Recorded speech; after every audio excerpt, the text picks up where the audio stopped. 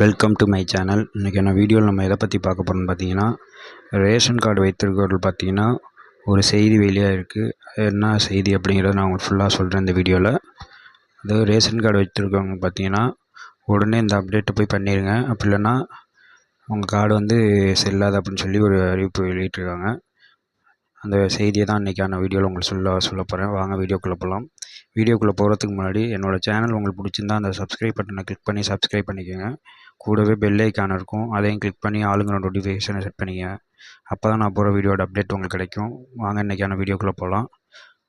நாடு முழுவதும் ரேஷன் கார்டுகள் மூலமாக ஏழை எளிய மக்களுக்கு அரிசி மற்றும் பருப்பு உள்ளிட்ட அத்தியாவசியமான பொருட்கள் மலிவு விலையில் வழங்கப்பட்டு வருகிறது. அத்தோடு மத்திய மற்றும் மாநில அரசின் பல்வேறு திட்டங்களுக்கும் ரேஷன் கார்டுகள் முக்கிய ஆவணமாக இருக்கிறது. இந்நிலையில் ரேஷன் கார்டுகள் இகேஒய்சி சரி செய்ய முடிக்க வேண்டும் என்று மத்திய அரசு அறிவித்துள்ளது. ஒருவேளை குறிப்பிட்ட நேரத்துக்குள் இகேஒய்சியை சரிபார்க்க முடியவில்லை என்றால் இந்த கார்டுகள் ரத்து செய்யப்படும் என தெரிவிச்சிருக்காங்க. ஆனால் ரேஷன் கார்டு வச்சுருக்கவங்க உடனே போய் உங்கள் கேஒய்சி வந்து அப்டேட் பண்ணிடுங்க. ஓகே ஃப்ரெண்ட்ஸ், இது போன்ற பயனுள்ள தகவலுக்கு சேனலை சப்ஸ்கிரைப் பண்ணிக்கோங்க. நன்றி, வணக்கம்.